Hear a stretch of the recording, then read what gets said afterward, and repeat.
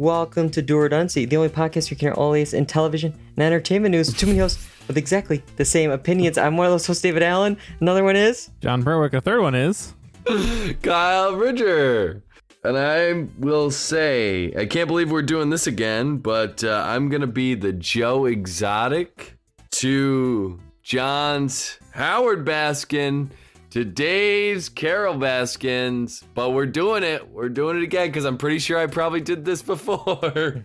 Hey, all you cool cats and kittens, welcome to the podcast. I'm glad everyone could join us live. All three hosts were ready to go at the proper times. Nice work. barely nice live. But here we are on a Monday night now. We're doing Monday night Twitch streams, at least for the foreseeable future. We got a lot to talk about. We got Joe versus Carole, as Kyle alluded to. We have the Dropout. We have some quick checks. And we have this first segment. John, what is it? In and out points.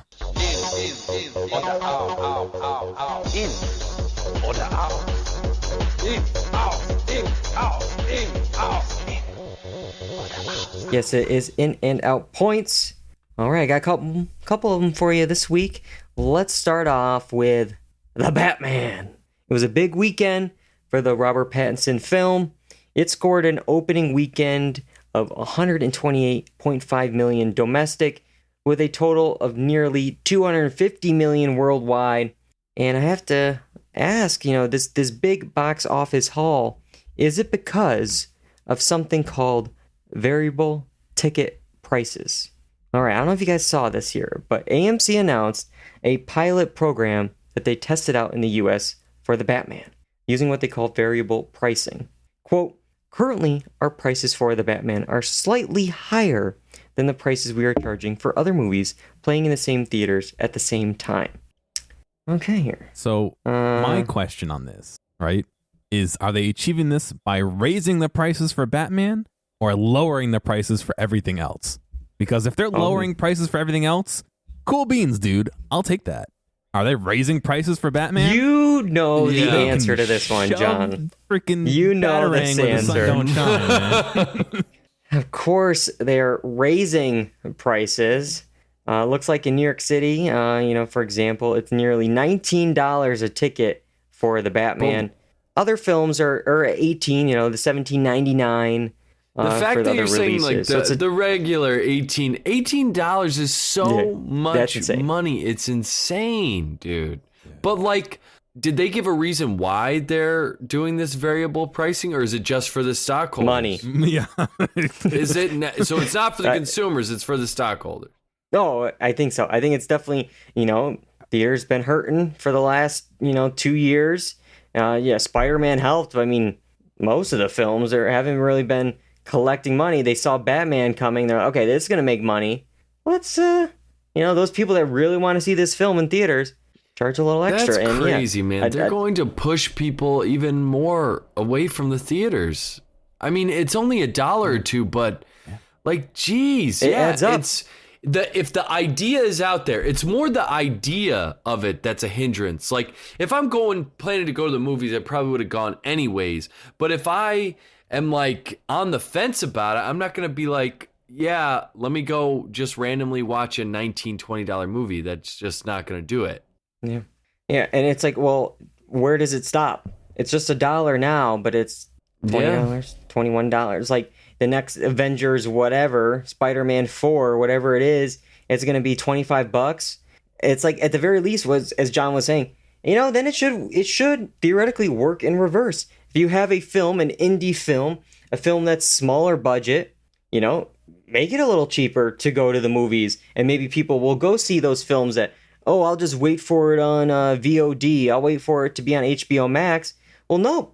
If it's a little cheaper, they may actually come to the theater. That's $5 is better than $0. And don't most places make the ticket sales, like the stuff off of concessions anyway? So if lowering the prices, you're going to, you know what I mean? Like it almost doesn't matter to them what the price is because they're not making the majority of their money off of it. Like, I don't know. It just seems like every way it's just made to screw over people. You know what I think is next? I think it's going to be like concert seating, where it's like you're going to have to pay for the seat.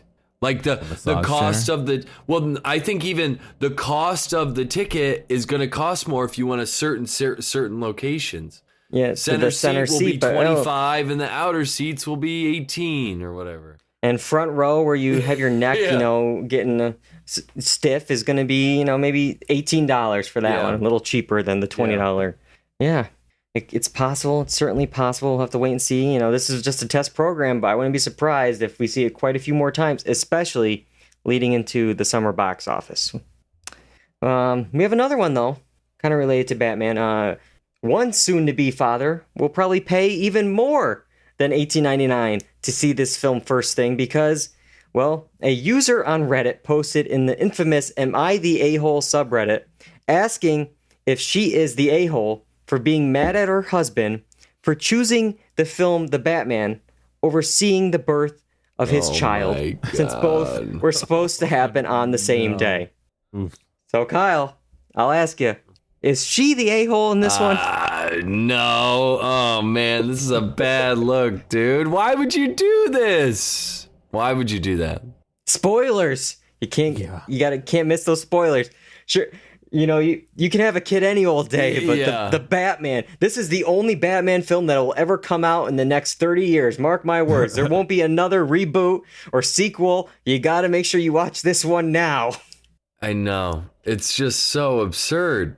I mean, I would imagine having a child is so stressful that you could go 24, 48, 72 hours without even seeing a spoiler because you're just so invested in all the time. Not even looking at the internet. You're trying to take care of a kid. I know. Just wild. If that's the reason. Yeah. Like I just took a vacation. I deleted Twitter and Facebook off my phone. I didn't know a single thing that was going on. It was marvelous. Do the same thing, dude.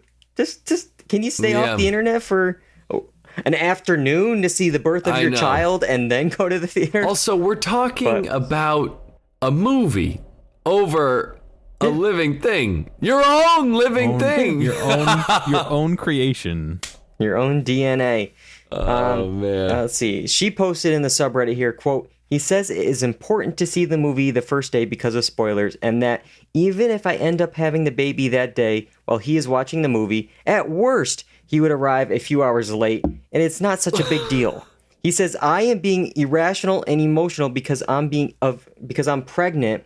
I am upset because I feel deprioritized by him. Yeah. Not how it works. That's 100% not how it works. Yeah, this guy's a piece of work. This guy's a jerk, really.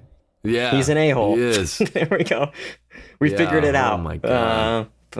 I don't know. The Batman. We'll wait and see if we have anything more to say. All you have to do is remind him. Robert Pattinson, as great of an actor as he was still in Twilight, dude. Like, you just wait till it comes out on streaming services or something. Come on. But the spoilers. Wait a week. The spoilers. Wait 2 days. Like, it's not that hard. It's been out for how long? I haven't heard any spoilers. Like, I really haven't. I don't know. Yeah, I haven't heard any spoilers from it. I don't know.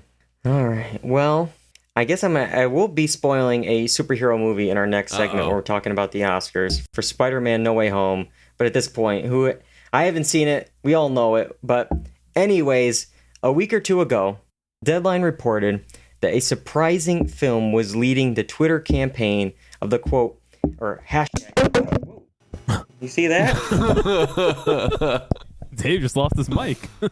All right. Well, you see that move? Live on the podcast, my clip broke. He just shot my microphone into my computer. All right. Oh, man. This will be an interesting one today.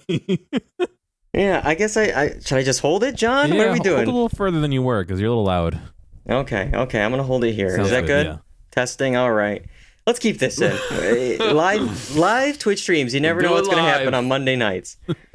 All right. Well, as I was saying, there is a surprising film in the Oscars fan favorite lead up so far. It is not this Twitch stream, as exciting as it is.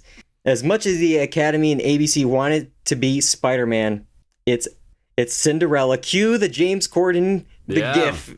John, this is it. Yeah. That's what it's from. That viral marketing campaign worked.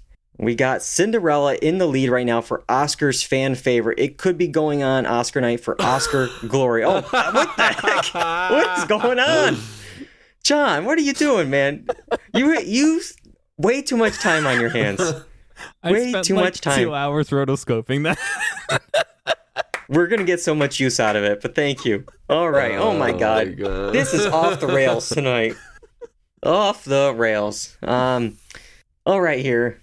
Cinderella. Kyle, do you think this is the pick for Oscar's fan favorite? I hope it is, just so that it can become a running joke, because this is exactly what this little hashtag fake award, whatever they're creating from it. So I love the choice. Let's keep it going so that we can actually get humping James Corden in there.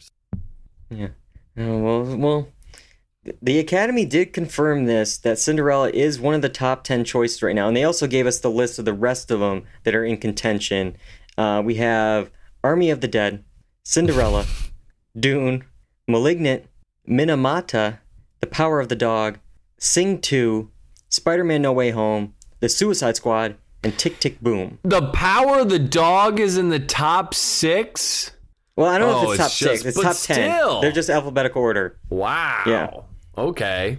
Yeah, the Oscar critics and fans are really pushing that film. So. I would love it if it would, just to be like, take that, Oscars. You know, this film has the most Oscar nominations this year. You're trying obviously to get Spider-Man to get a moment at the Oscars. Well, no. Like it's Power of the Dog, or it's Cinderella, or this film Minamata, which is actually it's a Johnny Depp indie film, but the diehard Twitter fans are posting about it. It's like that's what you deal with the internet. You know, you can't predict it. The internet will pick Bodie McBoatface or whatever. Yeah, that'd be Yeah, you can see what they're trying to do. And I said this last time. Are we doing its PR campaign for it? You know, it's ridiculous. Maybe. Meanwhile, John posted here, there's the ultimate cheer moment. That's another category. And we're down to just 5 for that. So these are the top 5 ultimate cheer moments. We have the Spider-Man No Way Home big team up between 3 people. Or actually, that's the one here, because I'm getting confused with the Avengers Assemble moment from Avengers Endgame. God. We also have The Matrix's Neo dodging bullets, Dreamgirls and I'm Telling You, and Zack Snyder's Justice League, the Flash Speed Force scene. What? Yeah, what I is know. this? I'm asking, what is this too? It's just... I thought it was going to be like 5 scenes or 5 moments from this year's films. There's only one film from this year. Like, how is it these fights? I can understand the Endgame moment. Obviously, The Matrix is a classic moment. But, like, I mean, no disrespect to Dreamgirls, but, like, really, the top 5. I'm surprised it's not all 5 superhero films from the last 5 years. So that's why I'm shocked by this. These are the 5 scenes of all of movie history that are being up for this award. Yeah. I don't know. Did they have like a pre-vote on this, or is it just who? It's just Twitter, baby. Oh my gosh, dude. That's wild. I don't know. I love the gigantic hashtags too. Yeah. They're like 30 characters long. Zack Snyder's Justice League. And then you also have to put an Oscar's cheer moment. Hashtag Oscar. Oh my God. That's all your characters. You don't get the same thing. Yeah. That's it. That's your cheer moment. It's better left unsaid. But a tweet can last 1,000 words. Like you said, I mean, any one of these could just get on a random thread and blow up, and then it's just like, oh, that's where this came from. You know what I mean? So it's pretty wild. All this is showing us is like a case of, I just don't know why the Oscars needs to do this. Like, what do they expect to get from this? I don't understand. Free PR. That's all they want. It's ridiculous. That leads into our next thing here about how out of left field that they're trying any which way to get ratings for something like with ways that have there's no reason these are going to work. Not even close. Nobody, I'm talking about how they're cutting 8 categories. We mentioned it last week or in the last podcast. 8 categories from the main show. They're going to pre-tape them. They're probably going to be announced on social media because Why wouldn't they be? I mean, so it won't be announced live within the show. It'll be in a tweet. Then they'll be edited down with the help of editors, even though the editing Oscar is being shown in the pre-tape. And then they'll be interwoven in the show, and supposedly you won't even know. But that will somehow get millions of people to tune in. Kyle, I want you to call up your dad and say, hey, Dad, they are moving the best makeup and hairstyle category to a pre-tape. Are you going to tune into the Oscars for sure now? That's going to get them. That's going to get them. That's going to get me. Oh, my God. Yeah, I don't know. I don't know. And if I were them, I would be furious over, being like a second-class citizen in what's supposed to be your craft. You're supposed to be celebrated. Yeah. These awards technically are for them. It's not for the viewers when you really think about it. These awards are for... It's an industry award. Just so stupid. Yeah, and there's been so much outcry over the last few weeks. The Motion Picture Editors Guild denounced the move. Steven Spielberg, I saw today, criticized it. A member of the Sound Branch is even considering resigning from the Academy and discusses unanimous anger that may lead to like a broad response. And I feel so bad for all of them, especially the sound category, because a couple years ago, they combined the sound mixing and sound editing, into one award, Best Sound. And they were pretty much told, don't worry. I know a couple years ago, we tried to eliminate your category from the broadcast. Because you're being so gracious and making it into one category, we would never do that again. Well, they're doing that again here. So, fool me once. This might have just come back to bite the Oscars in the butt, but they were doing this last year or the year before, where they were like throwing things out into the press, getting a vibe check basically on how people were reacting to it, and then they would backtrack.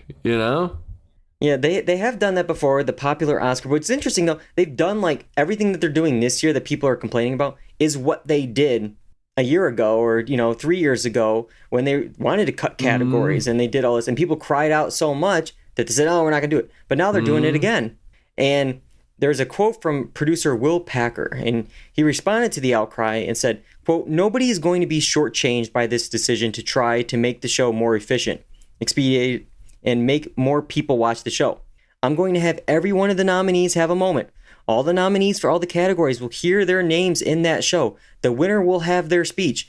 You'll hear from them in the show. Most viewers will not be able to tell the difference. Then why are we doing it? If most people can't even tell the difference, then why are we doing it? To make room for another montage, for another Amy Schumer opening monologue joke?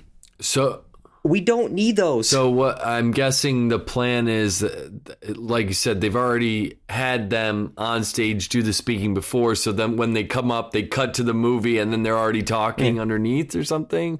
Probably something like that. Or they won't have to, we won't have to see them for 15 seconds. Up the stairs, walk up to the stage. But I don't know. Maybe don't sit them, in the balcony and make them actually sit somewhere close to the stage if they're presumed to be the winner. I don't know. That could save some time. But again, no, you got to make sure that the celebrities are there camera ready, front and center, but it's just wild because like I even saw that like Danny Glover and Samuel L. Jackson, all these actors are getting honorary Oscars like a week or two before, but they're not going to show that. And it's like, well, wait, what are we doing here? Okay, it's, Samuel L. Jackson is in all these Marvel films. He's a, iconic movie performer. You're not even going to show his speech? Yeah, I know. It makes no sense, but... It really doesn't. It looks like it could be ABC's fault. According to The Hollywood Reporter, ABC had warned the Academy that it would cancel the Oscars telecast via a clause in the Academy and ABC's broadcasting rights deal if 12 categories were not removed from the show. And then the compromise is where we're at now. So they compromised with these. But it's like... But who agreed to that? Okay, who agreed to that? Yeah. I mean, it's whatever it was. It's like ABC, I guess, can like via some weird clause in the contract be like, okay, well, we're not going to telecast the show. And they want whatever the ad revenue and the money that ABC gives the Academy to air the Oscars. But I mean, why would the Academy even agree to that if they... I think it's just the money from ABC because they need that for You know, like they get their money from airing the Oscars. But yeah, it's just wild. I saw this great tweet where it's like, quote, definitely keep chasing viewers who don't like the Oscars by alienating viewers who do like the Oscars. That's one way to really mess up the ratings, piss off the people that actually will want to watch the Oscars by trying to chase the non-existent person, you know, that had no interest to begin with. Yeah. I don't think the Oscars are for casual movie fans. That's not the point of the Oscars. I'm not saying it shouldn't be. I'm just saying that's the way it is currently, you know? Yeah, it's never going to be the 50 million people that watched it when Titanic won or whatever it is. It's a different world with streaming services and with the fraction, you know, audience. It's just different. It's never going to be that way again. We got to move on. We got to come up with something new. Yeah. But let's hear. I've been talking a little bit about Disney and ABC. I got another one here involving Hulu and Disney Plus, because I've been long theorizing and been saying that Hulu and Disney Plus may someday combine. And there was a bunch of stories this week that I think made me think it could be sooner rather than later. The first one, NBC Universal announced it's ended its content deal with Hulu starting in September. So while some older titles may still be licensed out, you know, to have on Hulu, newer programs like SNL and The Voice will not be available the next day on Hulu, but instead will be only on Peacock. Because back in the day, Hulu was owned by all the different networks. And, you know, now Disney has the majority stake. NBC is like, well, what are we doing here? We got our own streaming service to give programs for. So they're going to take out maybe their stake. And then once that happens, then Disney fully owns Hulu. And then why wouldn't they combine it with something else?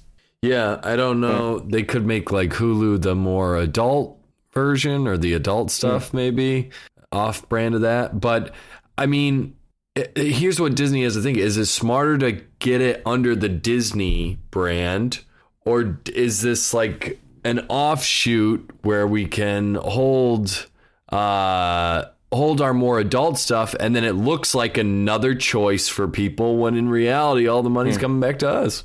Or they could do that little like Showtime Paramount Plus thing where they didn't combine them, but on Paramount Plus you can add in Showtime. So maybe, I think Disney Plus has way more subscribers than Hulu. Like, oh, we can add in Hulu, you know, for the parents if they want, you know, because overseas Disney Plus has Star, you know, as their little like icon, and that is all the Hulu FX programming is on Star. So with Hulu's live TV, that means Disney has to have some kind of live TV option, yeah?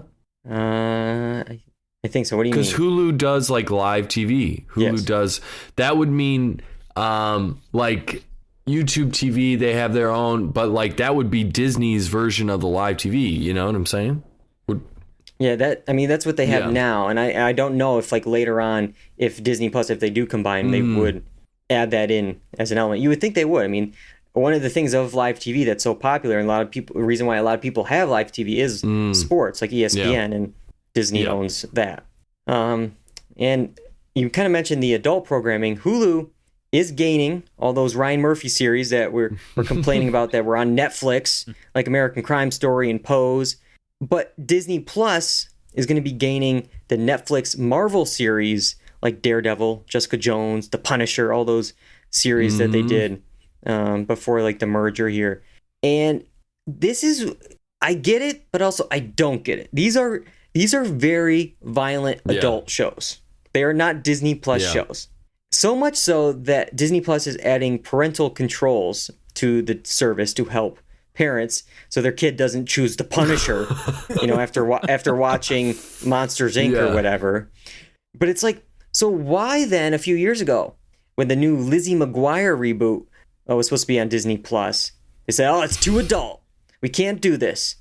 And it's like, there's this Love Simon spinoff of Love Victor. The themes in the show, too adult, has to go to Hulu. It's like, so the themes of Love Victor really are more adult than the Punisher, you know, beating the you know what out of somebody. It's always been like that, dude. Sex is worse than, or anything like that is worse than violence. Violence does not matter. I mean, because already, like, watching Mandalorian or all those Marvel shows, it's like, this is we're getting a little adult here. Some of the language and violence, but these are definitely a step above that. And this just makes me think again, just combine these, just put them together, do something here. Because it used to be Disney Plus is like, okay, that's kids. Okay, I got it. But between The Mandalorian or airing the Beatles documentary or this, it's like we're really blurring lines. Yeah. We're all over the place. But even like, I'm thinking like not the one with, what's his name there? Hiddleston. Nick Offerman. Tom Hiddleston. Oh, is that his name? Yeah. Loki. I mean, that was adult-ish at times. Not. I think this Moon Knight one with Oscar Isaac and Ethan Hawke's going to be adult, and we'll see how that plays out. But does Disney Plus have Deadpool on it? That's a good question. I don't think they do. But they own it, yeah. They own it. That's probably the one on Hulu, if anything. But yeah, we'll wait and see when the Deadpool spin-off TV show is auto-playing after WandaVision. Yeah. But all right. We're talking a lot about Hulu. We should talk about the show that they did drop this week, The Dropout. In order to talk about it, we have to go back. Send us back. We're back, baby! Gotta get back in time. The Dropout series premiere. I'm in a hurry. It dropped March 3rd. This dramatic miniseries is based on the podcast of the same name and stars Amanda Seyfried as the disgraced biotech entrepreneur Elizabeth Holmes, and talks about the fall of Theranos, her company. All right, we all saw The Dropout. Let's start off with John. What did you think of The Dropout? It was interesting. I mean, if you know this story in real life, it's a crazy one. With what managed to happen and how. I mean, not really a spoiler because they discuss it, and it's a real life event, but how like this company managed to be like nothing, and she got billions of dollars and all this stuff, and so it's an interesting story. I don't know if I quite see where this is heading yet. I think maybe one episode is not enough for me to see that. They kind of framed it in a flashback kind of frame, which I think was good because it gets you in on the hook. However, I don't think if you don't know about what happened, I don't think there was enough there to make you realize like why they're flashing back. I think I would have liked that to be fleshed out a little bit more. The stakes of like why? Because we're just seeing the deposition, and we're hearing a little bit about like, oh wait, what happened? Oh, your company was this. Like, this pilot was definitely a setup pilot, yada all the stuff pre-Theranos. The deposition, as we mentioned, there's like a gym class from when she was like, I don't know, 11, 2001, her dad losing the job. We're getting all the things of how she got to where she did, college, so we're a lot of buildup, and you could see it. Almost we were rushing through it, much like how she's rushing to be an adult. She's in a hurry. The title of the episode, I'm in a hurry, as you said. So it's like they set that up pretty well, and I'm waiting to see all the real meat and potatoes of this story when we do get to Theranos. But Kyle, what did you think of The Dropout? I thought it was okay. I do like Amanda Seyfried as an actress, and I think she does a good job. But as someone said on Twitter, she can't really match the lifelessness of Elizabeth Holmes' eyes. Like, it's just dead inside, and so there's a lot of emotion like behind the eyes, because she's a good actress. I will say I think she has the voice. Definitely, you could tell like in the later scenes she has it on stronger, just like how the real Elizabeth Holmes kind of put on this voice. So I think it's like a good she kind of had it in the beginning and really is stronger later. I think she's doing a good job with that. But there's a lot of emotion behind those eyes. I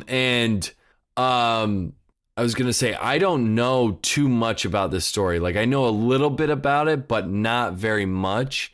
So I was kind of just like hemming and hawing kind of through, because we really did rocket through this first episode. But I was like, what is there to make me keep going? Because she's not necessarily a likable character, and you can kind of see it gave me almost Social Network vibes in the beginning. I picked that up a little bit with the deposition. We're dealing with a deposition. She's a college age individual for a bulk of the episode. So I like brought it back to that. It felt very, very familiar in that way. But overall, I thought it was okay. I really like her.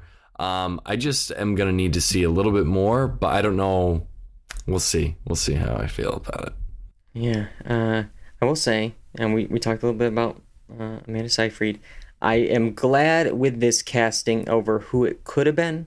I'm going to kind of rag on this actress in the next show we're going to be talking about. But originally, Kate McKinnon was supposed to be Elizabeth Holmes in this series. And then she dropped out because of scheduling issues with Joe versus Carole. And I think that worked out so much better because it would have been a completely different show, a different genre, a different feel, different tone.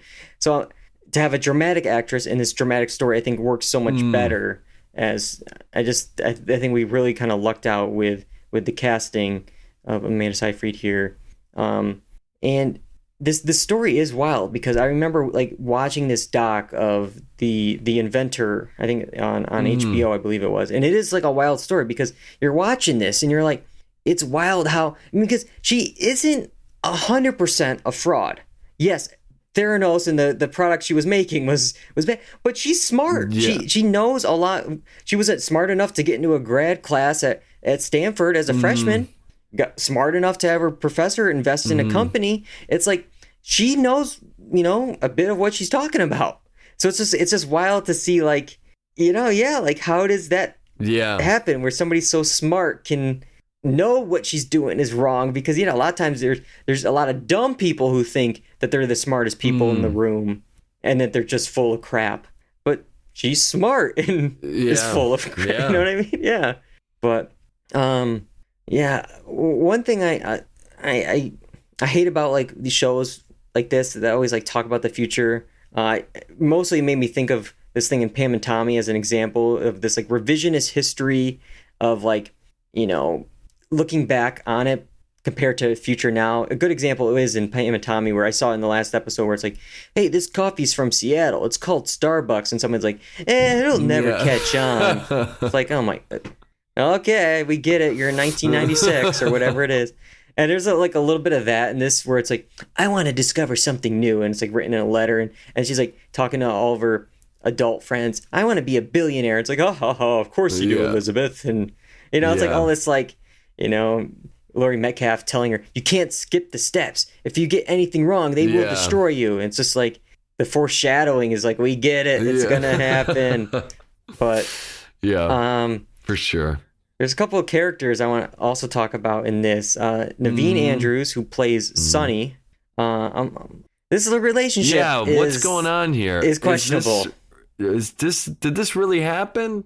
I'm assuming it does. So. I'm assuming it does. But when does he meet her? It's when she's like just before college. Yeah, just like probably right. I think it was either early college or late high school with the trip to Beijing. Yeah, it's a little weird, but Yeah, definitely a big age difference here, and it's like this weird, relationship of older man, younger girl in this situation, and then we see, a few years later after this trip, at the end of this episode, the first episode, there's a bit of a romantic situation going on as well. And I'm really curious to see how this relationship plays out, over the next 7-8 episodes of the series. Because it's an interesting situation because it's like, are we supposed to like, I don't know what to feel about him yet, this guy. The vibe seems off. Good or is he a villain? Like it's hard to tell what the show wants us to think. And also it feels like because we're unsure about him, I'm like unsure about the chemistry between them as well. So it just feels awkward. Is it? And maybe it's meant to be that way because it was awkward in those moments because it's like you have this young girl, maybe she wants this older guy, but like it's just it's the whole thing just seems weird and off. So it makes me unsure about the relationship in general. Yeah. Another guy we got in this show, William H. Macy, playing Richard here. It looks like he's going to have a big role. You don't cast William H. Macy and put that much makeup on him just for like a brief cameo. he's feeling slighted at the end, not getting a call about her dropping out and working on a similar invention. I don't know much about this story, but I'm curious. Is he going to be an adversary into this?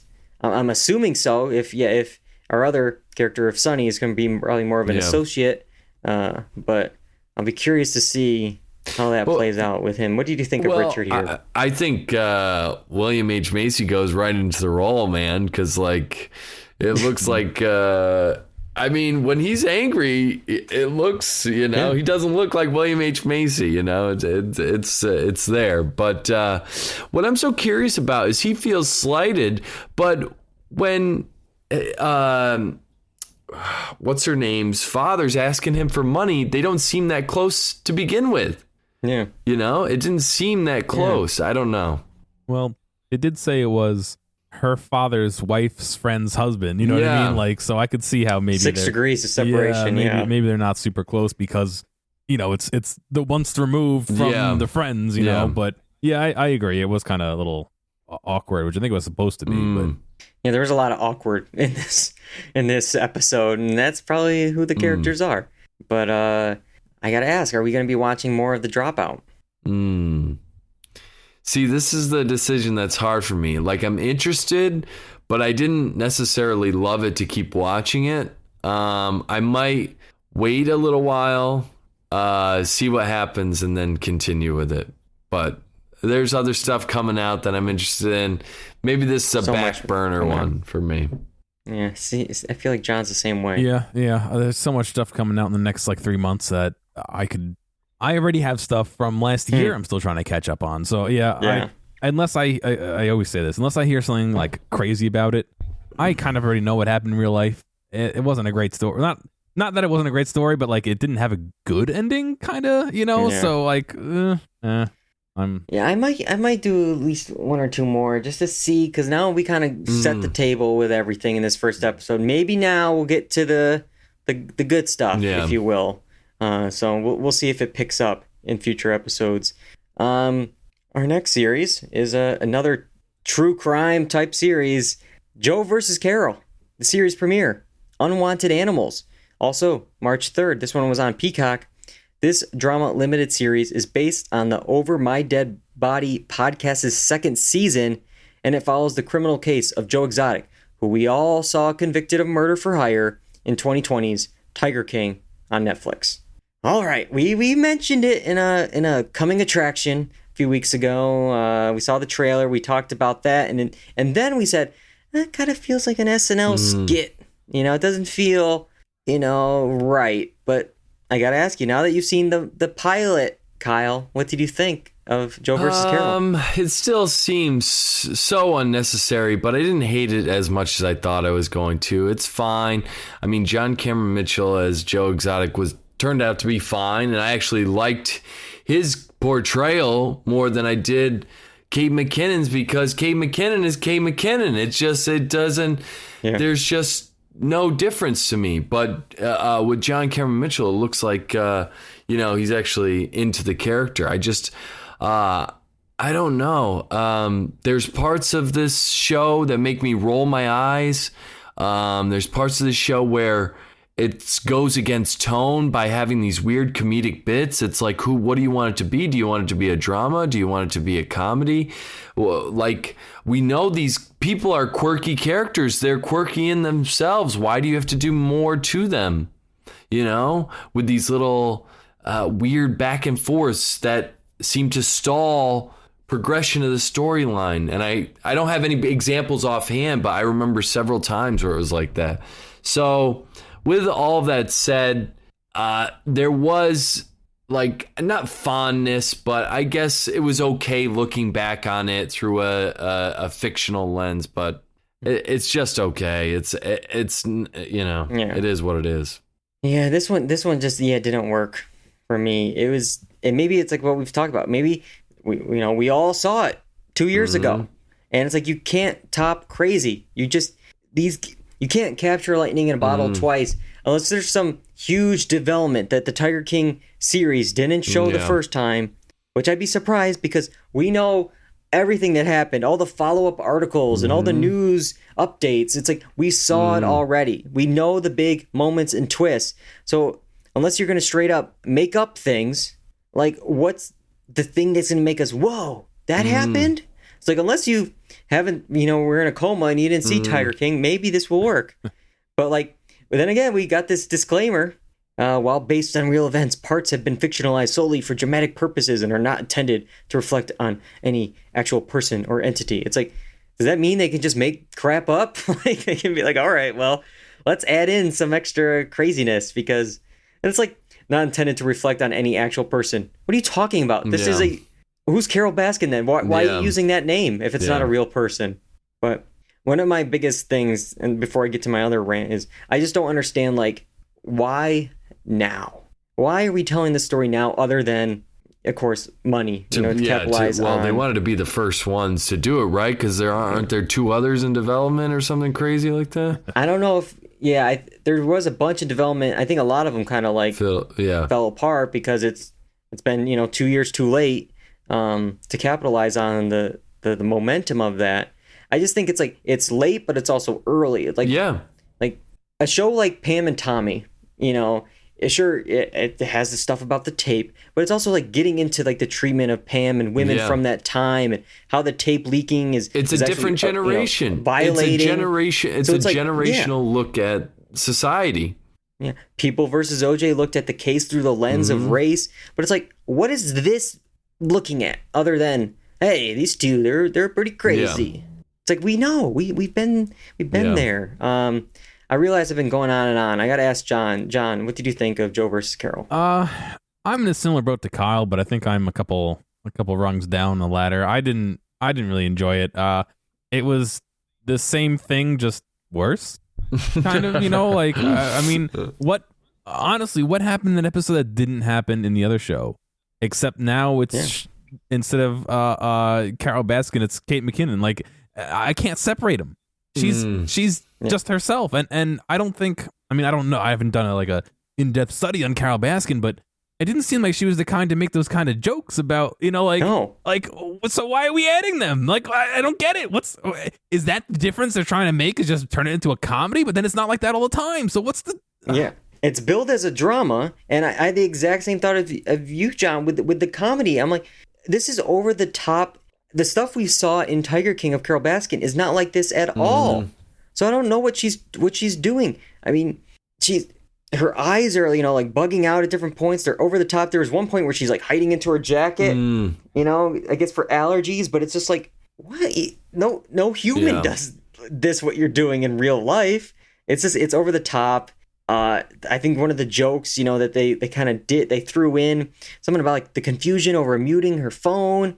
And it's just like, what are we doing here? This is like CBS sitcom. Yeah. Oh, old person can't figure out phone. It's just, what? I don't know. I just thought it was a miscast across the board with this. I think it was one of those things where it says, oh, this looks good. Oh, on paper. Kate McKinnon, Carole Baskin, this will be something. It just doesn't work on execution. And, as I agree with you, Kyle, I think John Cameron Mitchell is fine. He's a good Joe. I didn't have too much expectations with him because I'm not familiar that much with his work. But every time I just see Carole Baskin, I feel like I'm watching SNL. I just feel like it's over the top. It pulls me right out. I don't know if it was just me, but did you feel like this was a very like pro Baskins look?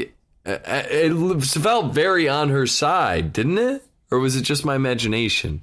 I'd say it was, for me, like 70-30, 70 for, bad Joe, and like, because there was points where I feel like, with Carole Baskin, it's like they talk about like kind of her messed up volunteer cult system, and then there's she's pretty much swindling someone trying to swindle her into buying a rare exotic animal, and it's just like, she's not perfect. I mean, Joe looks real bad in this, and from what we've heard after Tiger King, it's probably more accurate with who he is. But it is interesting, like the tone of what we're trying to say about these characters in this version versus the other. See, another nitpick I had, which Kyle kind of goes with what I was saying in the last nitpick in the other show was like there's the scene where she's at her computer to about do her first webcam, and we all know what she's going to say. The hey, all you cool cats and kittens, but we're subjected to seeing her do all the bad improv attempts of figuring out, hi, all you cats, no, hey, all you tigers, and and it's like just going through, and I'm sure it was just like Kate McKinnon's like, all right, just give us, 10, just go through, and it's just like, all right, we know what the line is, just what are we doing? Like, because I'm sure that's not how it really happened. That's the part that was fictionalized for dramatic intent. It's like, okay, but we're really in this weird time with all these true crime series. Like, we're in a wave of these. We talked about Dropout. We got this one. There's the Inventing Anna.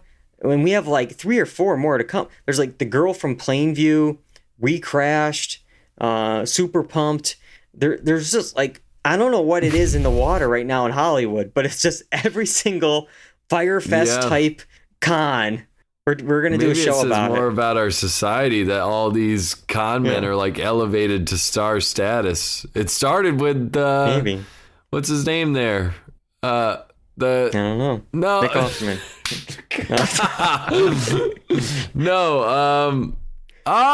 Leonardo DiCaprio plays it. Wolf of Wall Street. Yeah. Jordan Belfort. Yeah. Oh man. All right. You know what? I didn't plan this. With the con men type thing. This is what I know of a quick check that Kyle might do in order to, do we have time? I think we do. Let's do a quick check. Yes, here we are. We're starting off with Kyle. Righteous Gemstones, season 2 finale. Tell me about it. This season of Righteous Gemstones, I liked a lot. I think I might have liked it better than the first season.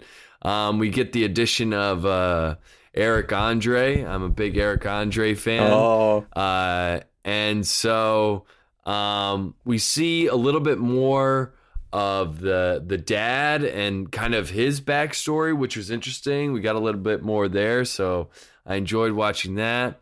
I don't want to give away any spoilers because I know John hasn't watched, but I think each character's storyline had some really, really great moments, and there's not one storyline where I was like, man, this stinks. I think all of them were pretty equal and all had their really, really great moments. So I enjoyed season 2. I highly recommend this show.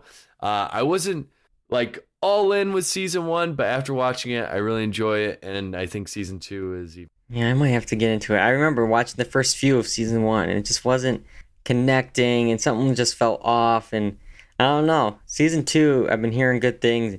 I definitely also hear like a little bit of like a Succession kind of vibe, even just like character-wise. I mean, you have the father, you have the 3 kids, it's like, oh, you can almost see parallels between each of the characters of that and Succession, but I don't know.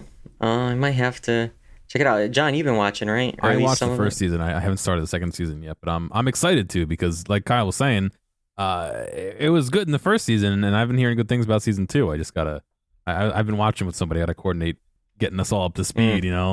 That's the tough thing about watching with people. But all right, well, that's Kyle's quick check, and John, you have a quick check. Another HBO show, another season 2 finale. What is it? Euphoria. I shotgunned both season 1 and season 2 of this since our last show 2 weeks ago. Oh, you're a regular room, huh? What a trip, man. I'm not going to be able to separate season 1 from season 2 because I saw them so quick, but man, there were points where people are driving drunk and I was not happy. Regardless of whether I liked them or not, like I did not feel comfortable watching it. There was some crazy stuff, with spoilers, I guess, for season 2. The play at the end was crazy. The multi-million-dollar play. We gotta talk about that. That is ridiculous, dude. It was so good, though. Let's just think about it. Like, put yourself in that auditorium. Lexi somehow got this like $1 million thing to throw this play together. In the first place. Yeah. And it's like only about her and her like 5 friends. Yeah. Any other parent in that theater is like, what is this? Like, what's going on? Who are these people? how come you don't have a play about your friends on stage? Like, Oh my.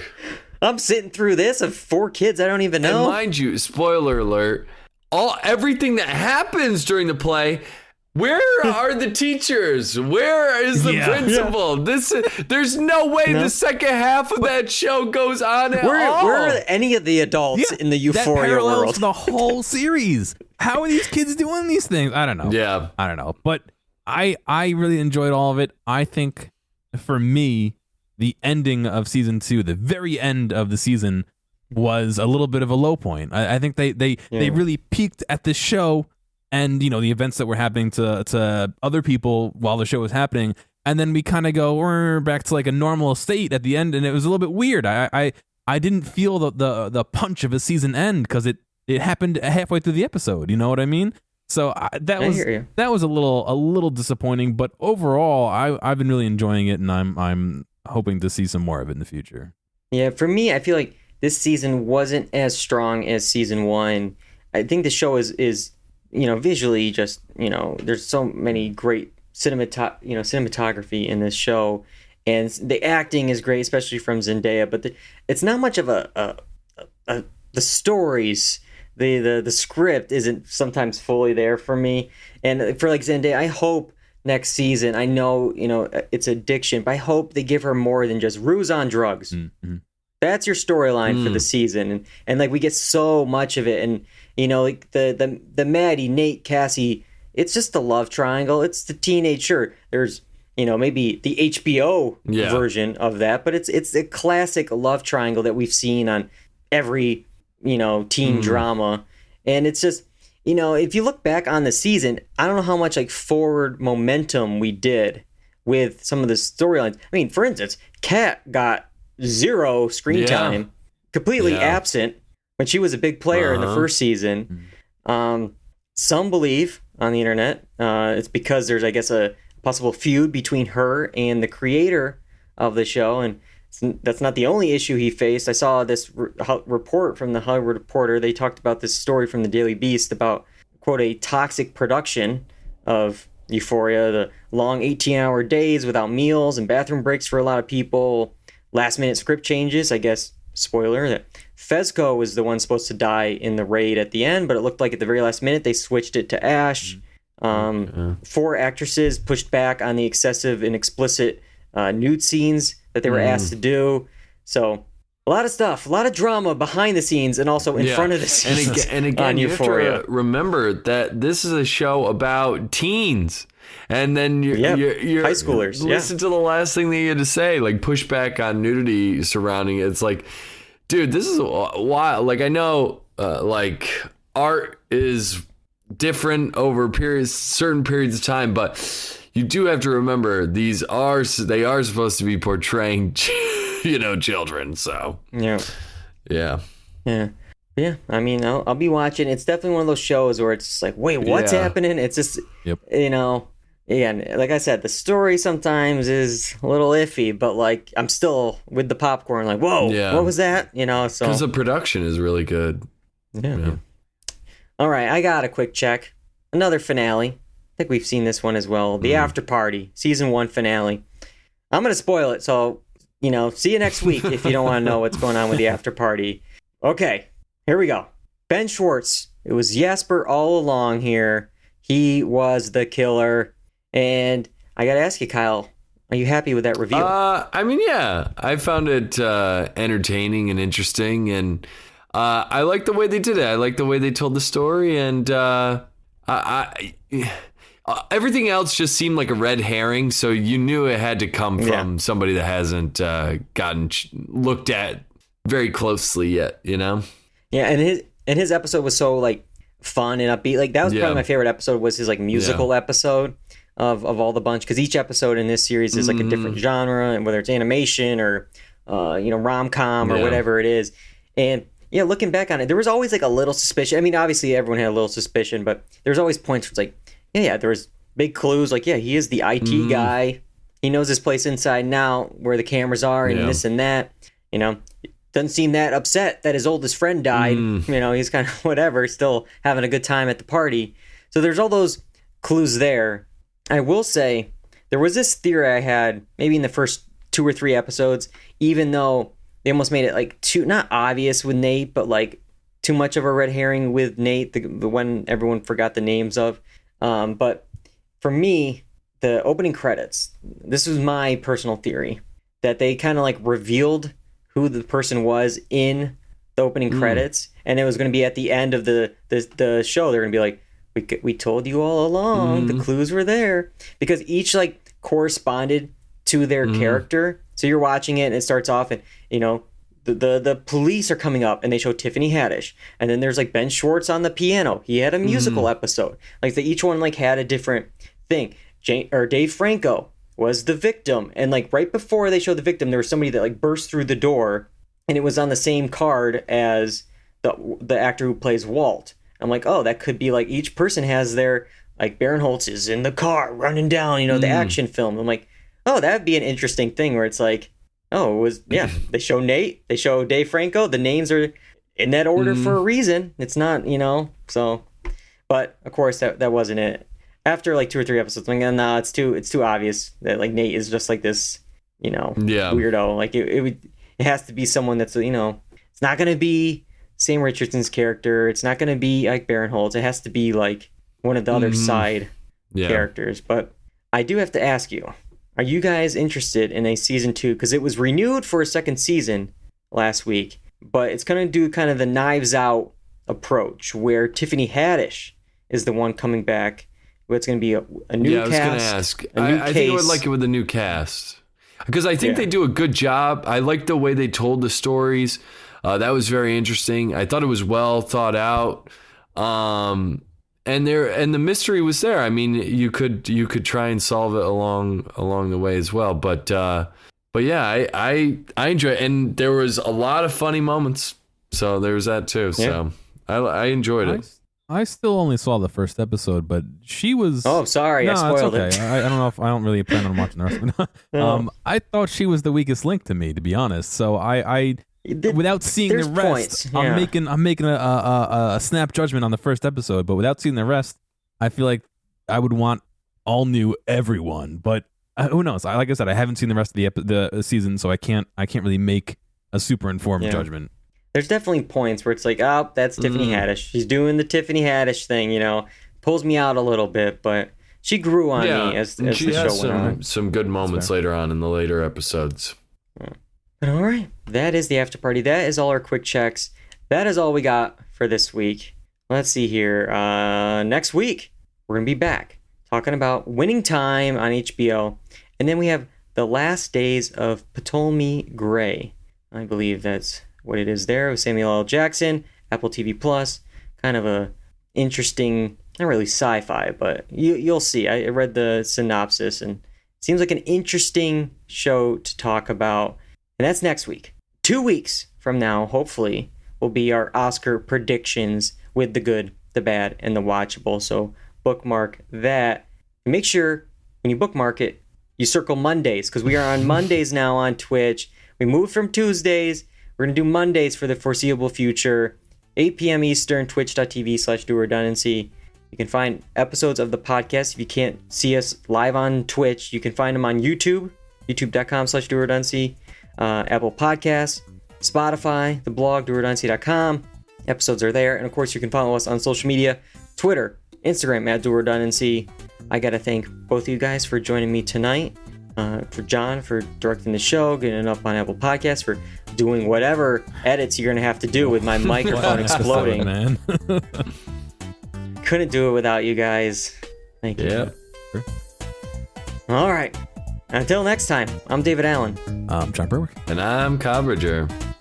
And that's all we got for Do Redundancy. Goodbye, everybody. Oh man, what the hell happened today?